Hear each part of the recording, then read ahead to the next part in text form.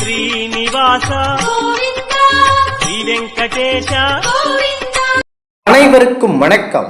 தெய்வீக பலன்கள் சேனல் சார்பாக தங்களை அன்புடன் வரவேற்கிறோம்.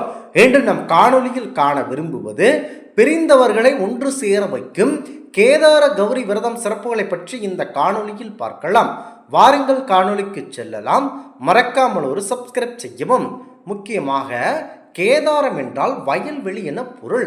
இமயமலையில் உள்ள வயலில் பரம்பொருள் சிவபெருமான் அவர்கள் தன் சுயம்பு லிங்கமாக தோன்றினார். ஆதலால் அவருக்கு கேதாரநாதர் என பெயர் ஏற்பட்டது.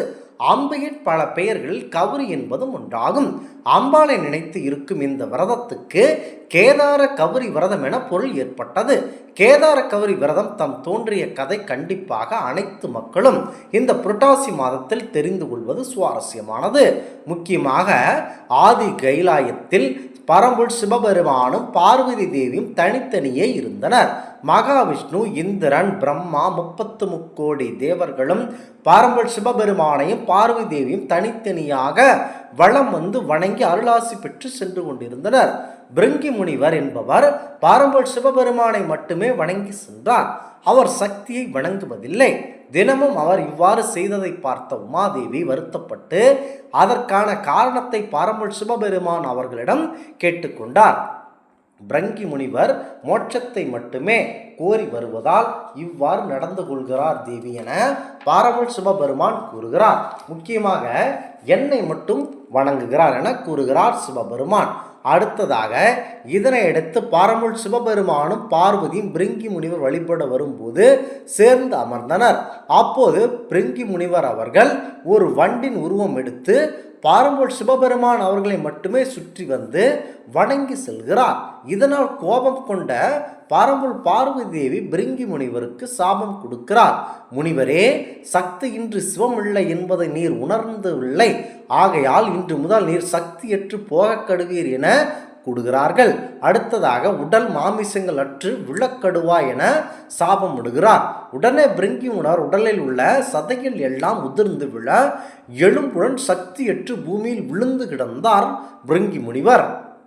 அதனை பார்த்த பரம்பொருள் சிவபெருமான் அவர்கள் பிருங்கி முனிவருக்கு ஒரு ஊன்கோல் கொடுத்தார். அக்கோளை ஊன்றிக்கொண்டு முனிவர் ஆசிரமத்துக்கு போய் சேர்ந்தார். அப்போது அம்பாளின் வருத்தம் தீரவில்லை. நாமும் ஈஸ்வரனுக்கு தனியாக இருப்பதனால் அல்லவா இவ்வாறு பிருங்கி முனிவர் செய்தார். இருவரும் ஒன்றாகிவிட்டால் இந்த பிரச்சனையே இல்லை என நினைக்கிறார் பரம்பொருள் சக்தி தேவி. அவரது இடவாகத்தில் இடம்பெற வேண்டும் என எண்ணம் கொண்டார் பார்வதி. இதற்காகத்தான் கேதாரம் சென்று கௌதம முனிவரை சந்தித்து தனது எண்ணத்தை தெரிவித்தார்கள் பார்வதி தேவி அவர்கள். அதனை கேட்ட அவர் அம்பிகையிடம், தேவி, கேதார கௌரி விரதம் என்ற ஒரு விரதம் இருக்கிறது. அந்த விரதத்தை தாங்கள் மேற்கொண்டால் ஈஸ்வரன் அவர்கள் தங்களுக்கு கண்டிப்பாக இடபாகத்தை வழங்கி விடுவார் என முனிவர் ஆலோசனை கூறுகிறார்.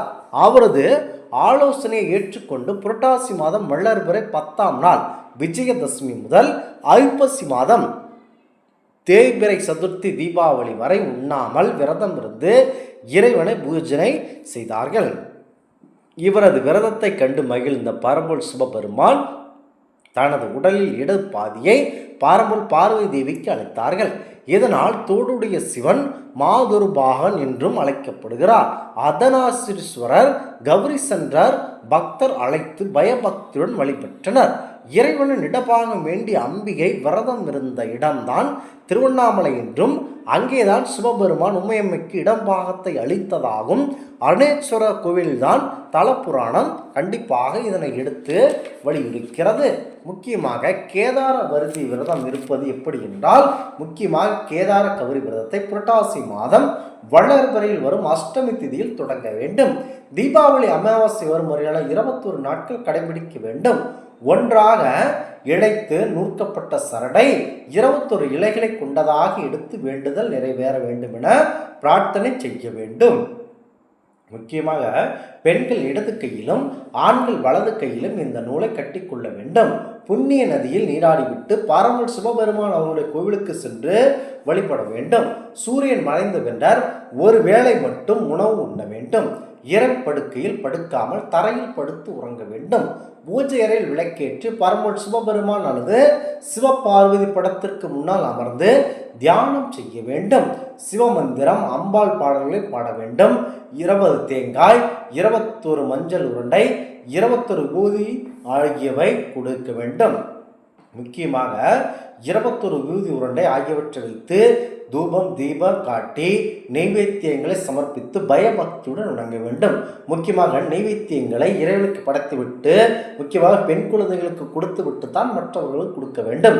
இப்படி விரதம் இருந்து தேய்பிறை சதுர்த்தி என்று கோவிலுக்கு சென்று ஏதாவது ஒரு இடத்தை தியான மண்டபமாக யாக மண்டபம் தேர்ந்தெடுத்து அங்கு ஒரு மரக்கால் அளவு செந்நெல்லை சதுரமாக பரப்பி வைக்க வேண்டும். அதன் நடுவே ஓம் என்ற பிரணவ எழுத்தை எழுதி அதன் மீது ஒரு கலசத்தை மாமணிகளை செருகி செம்புக்கு நல்ல சுத்தமான நீர் விட்டு கலசத்தின் மீது மஞ்சள் தடவி தேங்காயை வைத்து முறைப்படி பரமன் சிவபெருமானை முக்கியமாக பிரார்த்தனை செய்ய வேண்டும். பிறகு முறையாக பூஜை செய்து துதி பாடல்கள் பாடி வணங்க வேண்டும். மறுநாள் முன்பு கையில் கட்டிய சரடை அவிழ்த்து விட்டு பரமன் சிவபெருமானை வணங்க வேண்டும். சிவபெருமானின் இடபாகம் பெற்ற சக்தி தேவி, நான் கடைபிடித்த இந்த கேதார கௌரி விரதத்தை யார் மேற்கொண்டாலும் அவர்களுக்கு சகல விதமான செல்வங்களையும் முக்தி பேராற்றலையும் வணங்க வேண்டும் என பரமன் சிவபெருமான் அவர்களிடம் வேண்டிக் கொண்டார். அதன்படியே சிவபெருமானும் வரம் தருகிறார். பெண்கள் கேதார கௌரி விரதத்தை இடைவிடாமல் 21 நாட்கள் பக்தியுடன் கடைபிடித்து வந்தால் சகல ஐஸ்வர்யங்களையும் பெறுவர். தீர்க்க சுமங்கலியாக வாழ்வர். இழந்த பொருட்களை எல்லாம் பெறலாம். குழந்தை பாக்கியம், தன தானியம், சம்பத்துக்கள் உண்டாகும். கணவன் மனைவி ஒற்றுமை மற்றும் சுகபோக வாழ்வு ஏற்படும்.